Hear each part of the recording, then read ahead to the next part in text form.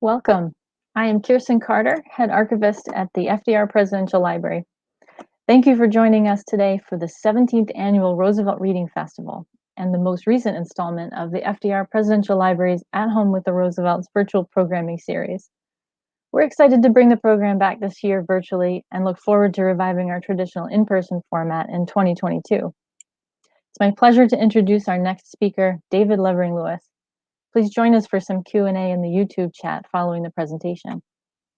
David Levering-Lewis, the author of God's Crucible, Islam and the Making of Europe, is Professor Emeritus of History at New York University. A recipient of the National Humanities Medal, Lewis received the Pulitzer Prize for each volume of his W.E.B. Du Bois biography. He lives in New York City. Today, he will speak to us about his book, The Improbable Wendell Wilkie, the businessman who saved the Republican Party and his country and conceived a new world order. Welcome, David. It's good to be here.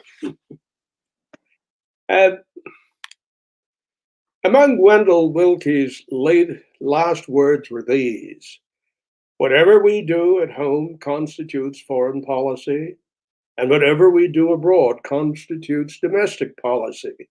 This is the great new political fact." Wendell Wilkie wrote those words 2 weeks before his fatal cardiac seizure in Manhattan's Lenox Hill Hospital on October 8, 1944. They appear in An American Program, his little book of 10 extraordinary chapters, most of which may still profit the contemporary reader, and several may even stun by their immediacy. Indeed, read Chapter 8, Wilkie's proposed platform for the 1944 Republican National Convention, with its Keynesian economics, its national health care, its civil rights plank, its labor union plank, and you have a document whose rank progressivism Reagan Republicans would reject and the party of Donald Trump vilify as socialist. Born on President's Day 1892 in tiny Elwood, Indiana, Wendell Lewis Wilkie was the youngest of 4 sons in a family of 6 siblings. The oldest, Julia, did much of the rearing after their academically advanced mother announced the end of pregnancies, passed the state bar, and joined her husband as Wendell as the first wife and husband law firm arrangement. Wilkies were Silver Democrats, fierce partisans of William Jennings Bryan. When Bryan ran again in 1900, he spent a night at Herman and Henrietta Wilkie's, and with them listening out of sight past midnight, 8-year-old Wendell and his brothers remember their father urging Bryan to play down free silver, a dead issue, and emphasize the evils of America's new imperial adventures instead. No tub thumping of empire in the Wilkie household when the Stars and Stripes were hoisted over Manila Bay in 1898. Herman and Henrietta's ancestors hadn't fled Prussian militarism only to have their descendants end up as jingoists. The family home was unusual. Some neighbors called it the crazy Wilkies. Parents and books fed a freewheeling disputatiousness on politics, free trade, socialism, religion, and the evils of empire. Herman regularly woke his brood with quotes from Shakespeare, from Athens or Rome, or famous dates or verses they were expected to identify or complete. In the fall of 1910, Indiana University student newspaper misspelled its headline. Another Wilkie arrives, but they dropped the L from the double L. His Bloomington contemporaries would recall an unkempt, ubiquitous extrovert whose scholarly curiosity seemed insatiable. A one-man campaign for radical addition to the social science curriculum distinguished Wendell's junior year, and of his coup of adding or finding 10 students to enroll, in the university's first class on socialism with Marx's Das Kapital and Spargo's History of Socialism on the syllabus, he would jest, "No wonder they thought of me as a socialist."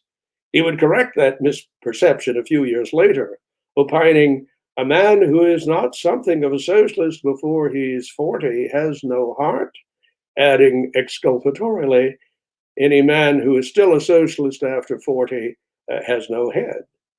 In the fall of 1915, straitened family finances carried Wilkie to Puerto Rico after a year of high school teaching in Coffeyville, Kansas. It was a 6-month appointment as a chemist's assistant in order to pay for law school at Indiana. This experience marked Wendell deeply. He began writing about much of the island on horseback to see conditions for himself. And one day, as he rode with the plantation manager, a rebellious peasant suddenly scampered from the cane brake across their path. And without slowing his horse or stopping the conversation, the manager missed the man's neck but severed the shoulder with his machete. The casual violence stunned Wendell Wilkie to such an emotional depth that he often spoke years later of how this Puerto Rican experience kept him from thinking like a typical millionaire, even after becoming one himself. When Congress passed and approved President Wilson's April 1917 war request, the Wilkie family, unlike other German Americans, had signed on with alacrity. Captain Wilkie came home a confirmed Wilsonian, exhilarated by the Presbyterian president's visionary League of Nations. He expressed no recorded concern at that time about the Wilson administration's national security excesses, not even that it indicted, convicted, and sentenced to a lifetime disfranchisement Eugene Debs.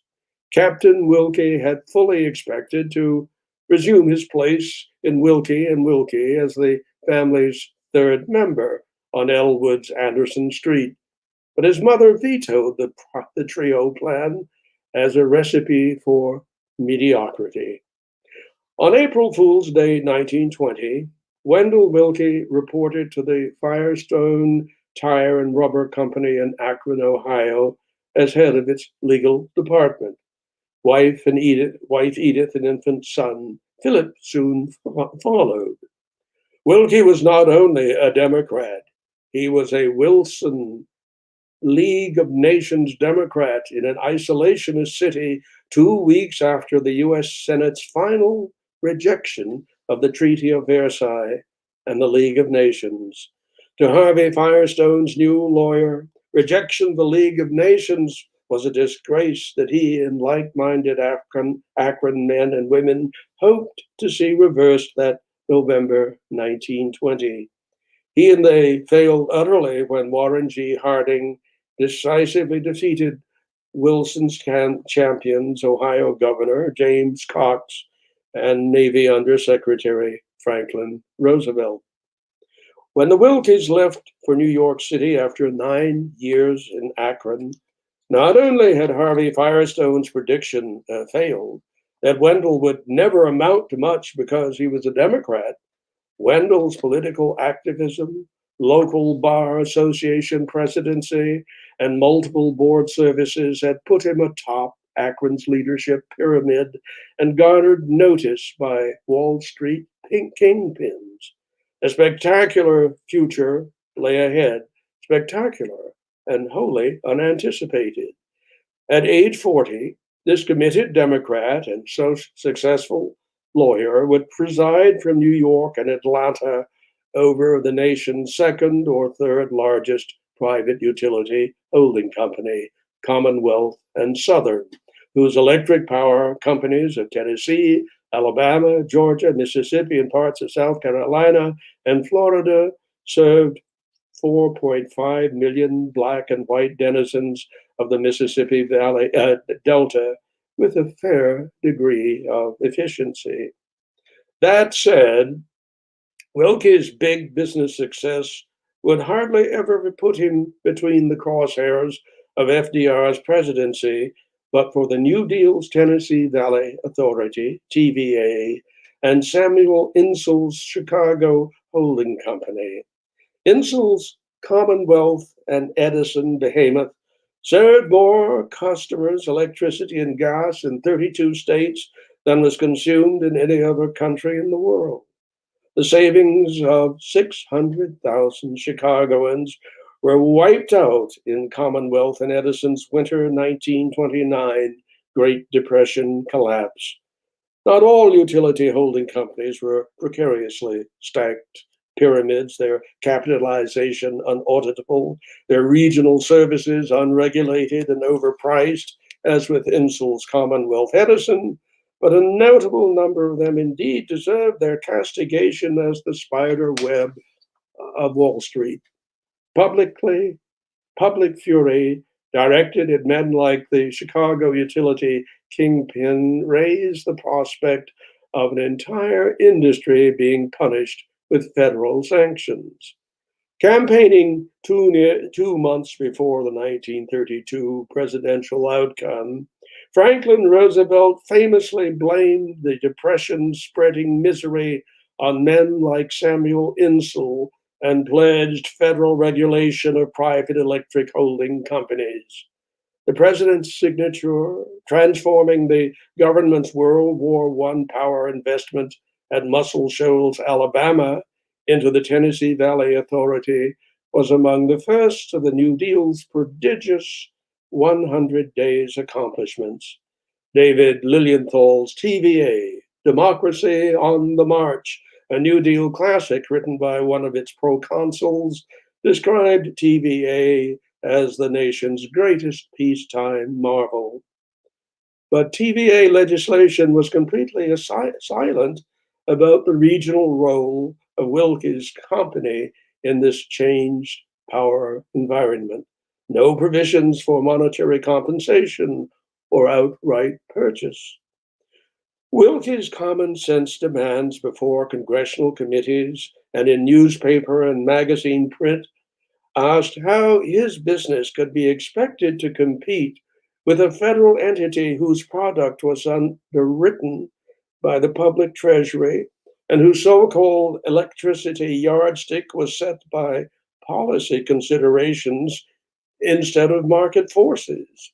He insisted that TVA's success could be accomplished far more economically in partnership with private enterprise, the practical government business alternative advocated by experienced professionals and, above all, by the country's leading drainage engineer and founding TVA director, Arthur Ernest Morgan himself.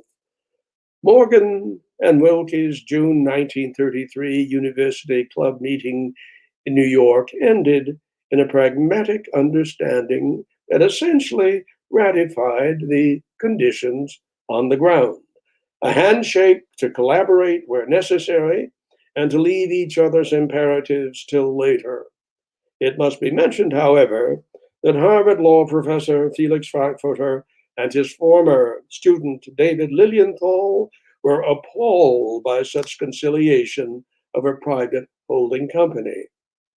Even so, the first Oval Office meeting between the president and the holding company executive 12 days before Christmas of 1934 was marked by superficial jollity and as the two outsized egos puffed up like roosters. One of the few men FDR took a special liking to, Labor Secretary Francis Perkins believed. He hadn't expected to, but he had some of the same characteristics as himself. But Oval Office jousting occurred against an ominous backdrop for the utility industry as a whole. In his State of the Union address, his second, on January 4, 1935, the president called for the abolition of the evil of holding companies. 2 weeks later, a tight-lipped Wilkie left his second Oval Office conference confronted with a virtual company death sentence rendered. Do I understand then that any further efforts to avoid the breakup of the utility holding companies are futile? Caught off guard, his chin jutting out, FDR reacted brusquely. It is futile. With those words, Franklin Roosevelt guaranteed 4 years of judicial media combat.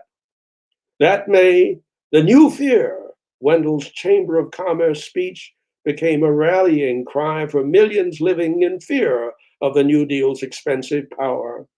Wilkie was convinced that only Roosevelt's surrender to his party's senatorial Western hardliners, Nebraska's George Norris, Montana's Burton Wheeler, and Wisconsin's Robert La Follette Jr., and to the federal bureaucracy's junta of yesteryear's best and brightest ideologues, Tommy Corcoran, Ben Cohen, and David Lilienthal, nullified the practical government business alternative advocated by experienced professionals and above all by Arthur Morgan, head of TVA himself. Wilkie's apotheosis as the straight-shooting, cracker-barrel David ready to face down FDR and his phalanx of brains trusters and technocrats truly began during the Second New Deal. His dedication to private industry merited praise, said the May 1937 issue of Fortune magazine.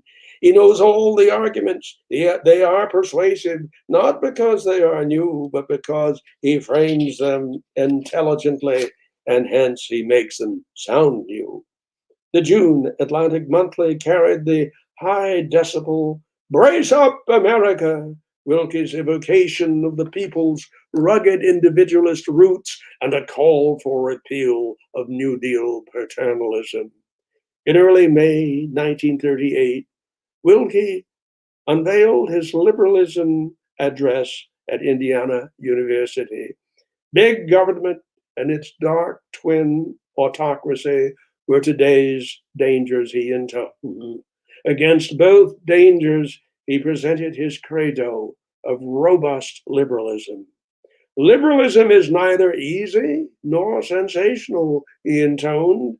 In fact, the liberal attempts the most difficult thing in the world, namely to strike a balance between the rights of the individual and the needs of society. On January 30th, 1939, after two previous judicial challenges, the Supreme Court rendered its decisive ruling on federal regulatory powers in Tennessee Electric Power Company et al. V. TVA. The court determined that Wilkie's Commonwealth and Southern and 19 utility complainants had no standing to challenge the operations of TVA, even though, once again, the decision ignored the central issue of the authority's constitutionality, which the court never would address. It quashed the private utilities industry's last argument. Quashing Wendell Wilkie was another matter. When General Hugh Johnson, FDR's alienated former NRA chief, speculated in his syndicated column about Wilkie's chances as a GOP presidential underdog, the underdog served up a thigh-slapping answer. If the government keeps on taking my business away, Johnson's offer is the best I've had.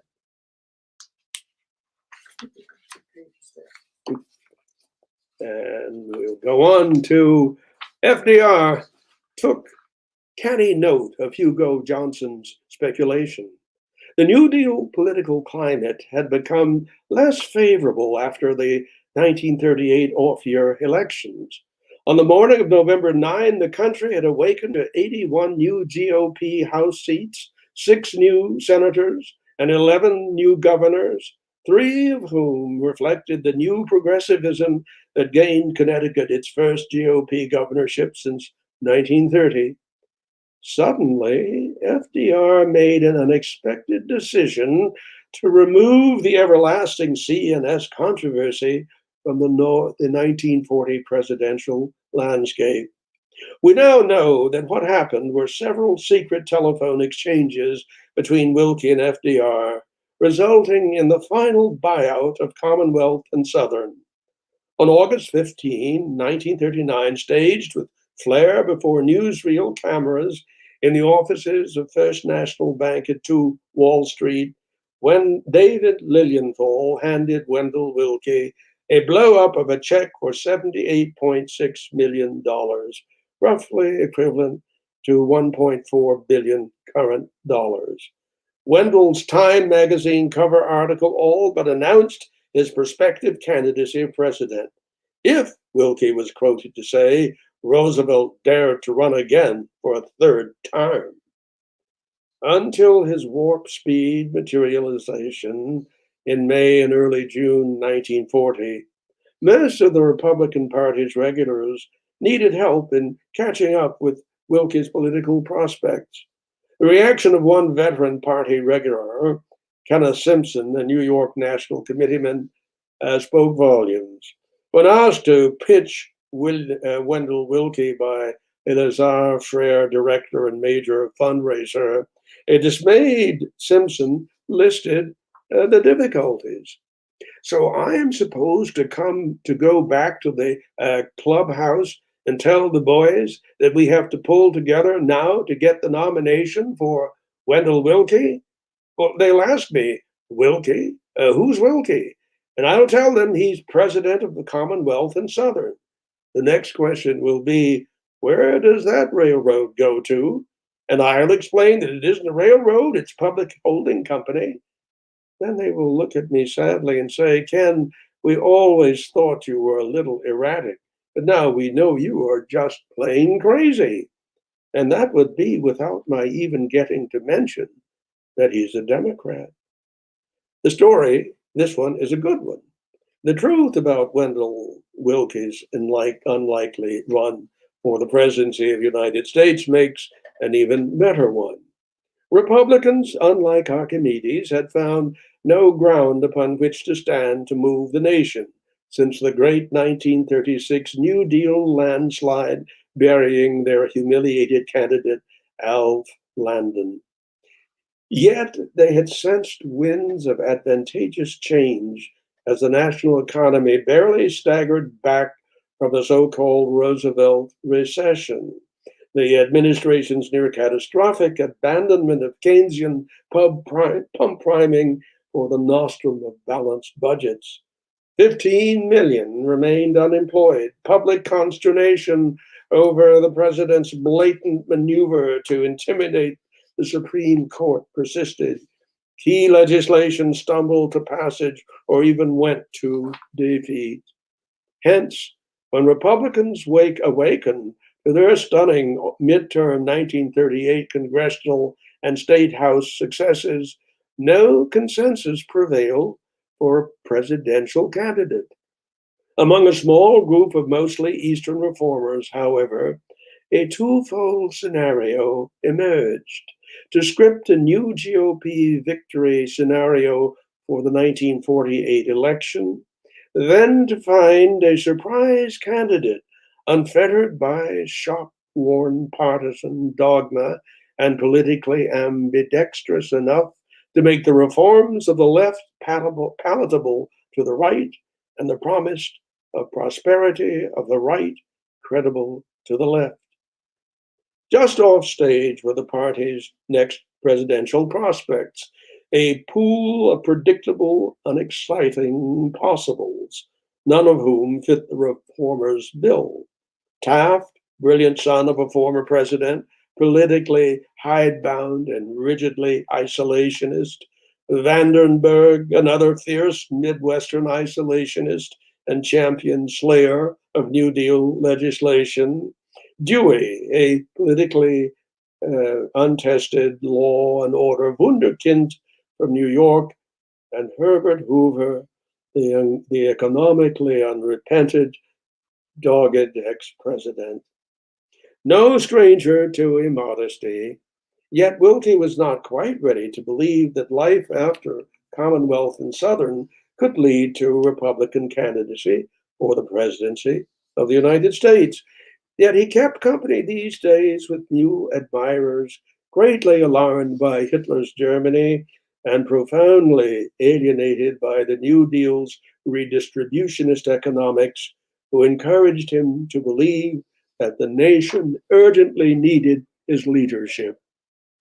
Irita Bradford Van Doren was one such admirer, a brainy Alabama born belle who abandoned her Columbia PhD studies to marry fellow graduate student and literary paragon Carl Van Doren. They produced three daughters, achieved remarkable early success. He as a Pulitzer Prize biographer, she as a Sunday book review editor of the New York Herald Tribune. In 1935, the Van Dorens divorced. Irita Van Doren became Wendell's passport to a circle of sophisticated types who gave smart dinners and wrote interesting opinion pieces. She brought him into a world where his intellect was stimulated, said a Wilkie intimate. FDR, who made certain to learn about Wilkie's personal affairs, can be heard on the earliest Oval Office taping system, describing her as an awful nice girl who writes for the magazine and so on and so forth.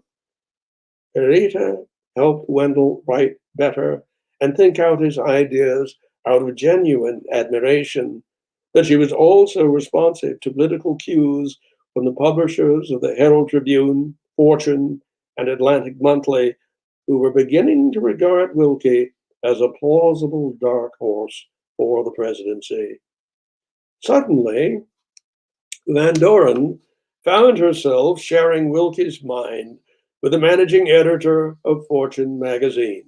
Russell Davenport, Yale Skull and Bones, awarded the Croix de Guerre for service in 1918 with the AEF, and a major figure in Henry Luce's publications empire. In July 1939, Wendell was a guest at the Fortune Roundtable run by Davenport. He took the whole group by storm, Davenport expostulated. As of that day, Davenport committed himself to Wilkie's political future as he raced home to tell Marcia he'd met the man who ought to be the next president of the United States. Moreover, after Wilkie and Henry Luce, accompanied by skeptical Claire Booth, finally met face to face at Davenport's, the publisher decided his initial confidence had been well placed. Wendell resigned his $75,000 CNS presidency on July 1, 1939, affectionately reassuring anxious son Philip, giving up such a good job, that an adequate return for his talents was assured. He returned to the practice of law in January with the firm of Miller, Owen, Otis, and Bradley, with himself soon to replace the retiring Governor Nathan Miller as senior partner in the reorganized firm of Wilkie, Owen, Otis, Farr, and Gallagher. Harold Gallagher, the Midwestern friend who would keep the Wilkie special campaign train on schedule. Nathan Miller offered years afterwards a nutshell summation of his paradoxical successor. Parties were to him, explained the former New York governor, mere instruments, not for political advancement or power, but to serve human needs. Wendell's well-connected new sponsors helped him prepare a call to action, a penultimate brass ring declaration in the April 1940 issue of Fortune. Wendell's essay bore the portentous title, "We the People, a Foundation for a Political Recovery."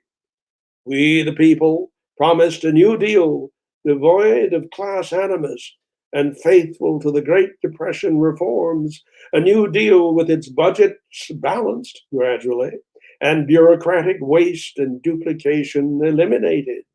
In truth, declared Wendell, The people no longer wanted a New Deal anymore. We want a new world. Reader's Digest reprinted the full text. The swirl of media puffery would lead historians David Halberstam and Theodore Wright later to dismiss Wilkie as a creature of the Eastern establishment press lords, a Republican with sex appeal, Halberstam added. Yet Wendell defied the mold of a toady to the great financial houses and newspaper syndicates. He was his own man, principled and controversial. Fair trial, a red flag civil liberties excursus in the New Republic 3 months before the GOP National Convention, lecture at FDR's Justice Department on behalf of the imprisoned CPUSA head Earl Browder and German-American Bund leader Fritz Kuhn. It is well to remember, iterated the author, that any man who denies justice to someone he hates prepares the way for a denial of justice to someone he loves. To the person whose manifesto mobilized his generation and whose young legions would overwhelm the Philadelphia Convention, 28-year-old attorney Orrin Root goes the credit for making an improbable political agenda viable. Princeton, 33, was the grandnephew of Elihu Root, successively Secretary of War and of State and recipient of the 1912 Nobel Peace Prize. Orrin Root's text bespoke 28 years of oppression, of patrician self-assurance. It summons a generational imperative. If in this crisis of civilization, the Republican Party turns to some ponderous isolationist or to some crooning vote getter, I say it is morally bankrupt. He commanded that the Ivy League alumni obtain 15 signatures apiece to be returned in self-addressed envelopes to his place of business. Root's manifesto garnered 200,000 names in less than a month from the Eastern elite. Wilkie clubs were a decided minority of the electorate, but pivotal.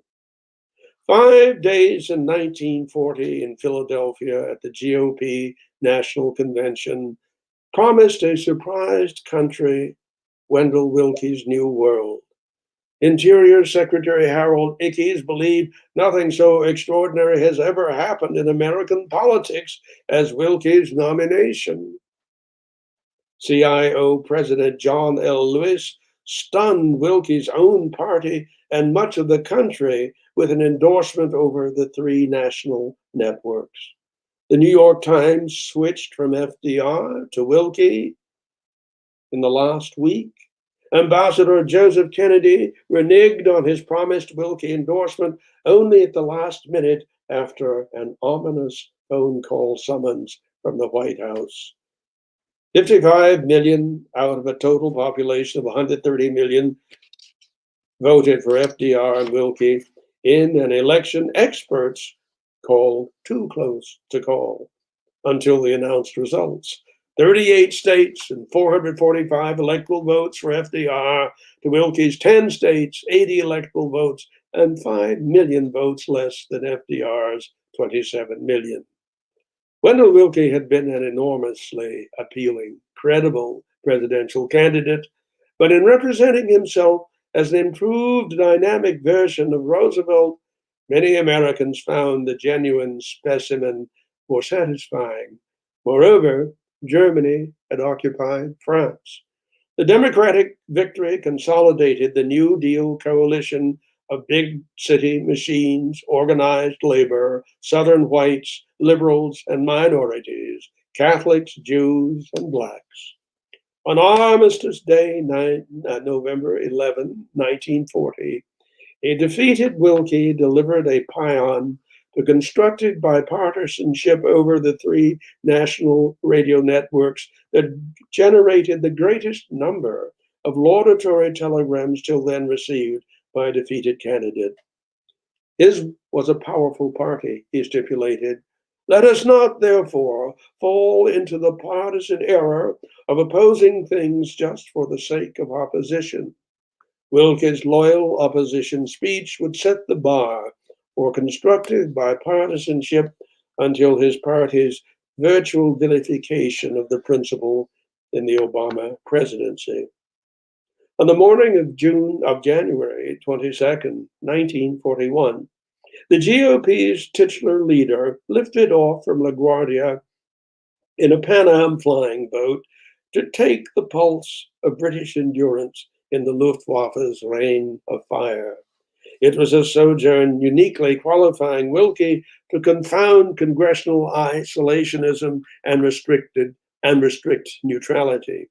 His dramatic return to argue for Lend-Lease before the Senate Foreign Affairs Committee altered public opinion, if not the votes of his own congressional Republicans. With Wilkie as presumptive head of the GOP came mothballed destroyers for Great Britain, came peacetime selective service, came Lend-Lease, came nullification of neutrality acts, came Charles Lindbergh and the America First Committee outmaneuvered, and after Pearl Harbor, his party's qualified renunciation of isolationism. Wilkie's evolving understanding of white supremacy in his own country placed him in a rare category surpassed by no major future political figure to date, the judgment of the Obama presidency still unassessed. Unquestionably instigated by the power calculus of African American ballots as the Great Black Migration resumed, Wilkie's race relations outreach remains a surprisingly unappreciated chapter in mid-20th century civil rights. In the CBS half-hour speech to the nation from the 1942 annual NAACP National Conference, Wilkie cast the bane of imperialisms as the essence of the fight to free peoples from its omnipresent arrogance. We seek to liberate, not to enslave, he proclaimed. But the truth was that Americans practiced within our own boundaries something that amounts to race imperialism. The attitude of white citizens toward the Negroes has undoubtedly had some of the unlovely and tragic characteristics of an alien imperialism. The Saturday Evening Post had caused a firestorm protest with the case against the Jews, an inflammatory article by a non-practicing Jew. Wilkie closed his notable Saturday Evening Post rejoinder, The Case for Minorities, with a warning that our way of living together in America is a strong but delicate fabric. For God's sake, let us not tear it asunder, for no man knows once it is destroyed where and when man will find its protective warmth again. Pearl Harbor had quieted the Nyes, the Lindberghs, the Father Couglins, and Bilbos for the time being, he reminded readers, but the prejudices they espoused lay ready for new marching orders. To Wilkie, channeling the principles of the Atlantic Charter trumped an easy run for the New York governorship against Dewey. On August 26, 1942, he lifted off on a 3-month, 30,000-mile round-the-world peace mission in a converted B-24 bomber to confer with General de Gaulle, the leaders of Turkey, Iran, Syria, and Iraq, followed by 10 days in the Soviet Union with Stalin and his nomenklatura, and 7 days in Kuomintang, China, with Chiang Kai-shek, and lubriciously with Madame Chiang Kai-shek. A picture-perfect gauge of the impact left in the train of Wilkie's progress was that of Christian Science Monitor's discerning foreign correspondent. To the semi-colonial nations of the Middle East, declared Edmund Sevens, Wendell Wilkie was the 4 freedoms taken out of the realm of the abstract and clothed in a rumpled blue suit. 36 million plus Americans listened to Report to the People on the four national networks just days before the 1942 midterm elections. It was a deeply thought message about the next chapter in the American adventure, an Atlantic Charter recontextualizing of American exceptionalism. Wendell's address offered a word picture of the strange new international world awaiting his compatriots, full enlightened engagement, like it or not. He went on from his one world radio address to the American people, to the US Supreme Court on November 9, to argue Schneiderman v. US, his extraordinary immigration First Amendment case against the annulment of a foreign born communist citizenship. Schneiderman v. US was fully resolved in June 1943, 5-3 for Schneiderman, to the utter dismay of Justice Frankfurter. Like his service to England's survival, like his circumnavigation of half the globe, and like his 1943 blockbuster book One World, Wilkie's superordinate objective was to spare the post-war world another Pyrrhic peace as at Versailles. The League of Nations was the religion of my young life, he said many times. On April 8, the most influential book published in the United States during World War II appeared. One World surpassed the sales of all nonfiction books since 1900, 1,000,000 copies in 7 weeks. Wendell was to see his book materially nurture the United Nations movement underway to reification at San Francisco in June of 1945. Although Wilkie's enormous popularity forced his party into formal abandonment of isolationism, it did not defeat the organizational and financial power of the GOP old guard, led by Pennsylvania's Joseph Pugh, Delaware's Pierre Dupont, and Edgar Monsanto Keeney, all of whom were alienated by a leader who no longer thought or spoke in their language. Even Luce had been made nervous by Wilkie's excessive liberalism. At its 1944 National Convention, the party of Lincoln would choose Dewey and ignore Wilkie. But as it did so, Wendell's Oval Office collaborator had a political epiphany. Harold Ickes joined Wendell and his good friend and Look magazine publisher, Mike Coles, for dinner at Manhattan's Ambassador Hotel in early June 1944. FDR wants to know, Ickes confided, if you would accept if he nominated you for vice president on the Democratic ticket. On July 5th, Sam Rosenman, FDR's stalwart speechwriter, met with Wilkie at Manhattan's St. Regis Hotel, bearing FDR's visionary proposal that he and Wilkie form a third party after the 1944 election. Enfeebled to the point that he found it advisable not to accept his fourth renomination in person, Franklin Roosevelt, like Wendell Wilkie, legatee of Woodrow Wilson's trust, understood that death was bound to claim him before his great work as architect of the peace was finished. Of all those he would deem worthy of his baton, and surely not Harry Truman, it was Wendell Wilkie, presumed to be in good health, but dead at 52 on the eve of the 1944 election. The Republican Party's internationalism was destined to swerve away from its optimistic Wilkian origins toward a steadily more belligerent anti-communism that became indistinguishable from imperialism in all but name.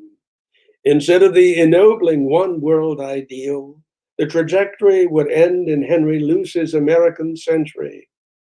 Vouchsafe the precious few years more that undoubtedly would have positioned him at the center of post war international reconstruction and domestic politics.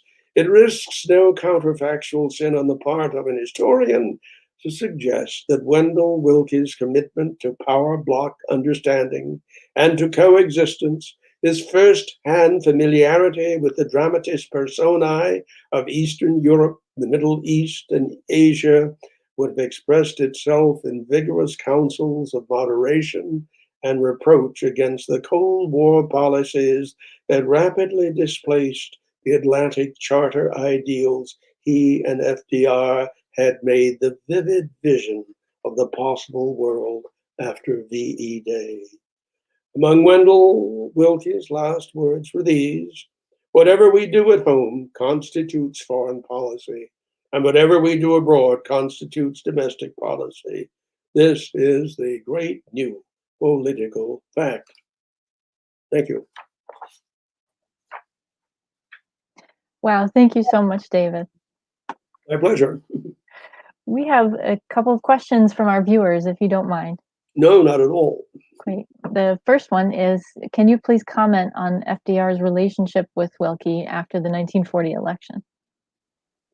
It became more and more collaborationist, with many, many misunderstandings, and Willkie's feeling that FDR was a man who was a visionary, but at the same time he was also Machiavellian, and that he thought impaired the genuineness of a prospective collaboration. Hmm. A couple of interesting what-if questions. If Willkie had not died in October of 1944, what influence or impact do you think that he might have had on the Republican Party in the post-war period? And would he have remained a Republican or switched to the Democratic Party? Both of those questions are quite good, and they are speculative, and so we can't know. But I think that Willkie's role in the post-war period would have been enormous. And I think that his ability, though, to remain a Republican might have been increasingly challenging, because indeed that idea of a third party that FDR proposed, rather insincerely, I think, was an idea that Willkie thought had merit. And he had already begun to meet with various people, progressives, both Republican and Democrat and others, with a view to running not domestically, but running for the mayoralty of New York City as the beginning of a return to politics, but in an eccentric way that might serve the Republic well. Mm-hmm. So how realistic were the rough plans for a post-war liberal political party that FDR and Willkie had discussed during the war? Willkie was excited about it. They were exploitatively clever on the part of FDR. He didn't want, certainly he didn't want Willkie to be in the picture for the November election, which might have diminished the vote count for FDR. Nor did he really think that it was feasible to have a party that was the best of both the Republican and the Democratic Party. But Willkie did think that that was feasible. And so the speculation of how well he could have cobbled together a third force is engaging. Of course, Willkie's death was really quite unnecessary, and people knew that FDR would not last much longer. And so there was a serious concern about the aftermath of this. And it might well have been that had both men lived just a bit longer, that their collaboration, though not Wilkie's becoming a Democrat, would have been productive and positive and benign. Mhm. Okay, thank you. That's all the questions that we have for today. That's enough. Thank you. Wonderful talk. Thank you so much. And as a reminder to everyone, the book is titled The Improbable Wendell Wilkie, the businessman who saved the Republican Party and his country, conceived a new world order. Thank We you need. for joining us. Thanks. Okay, I don't know how.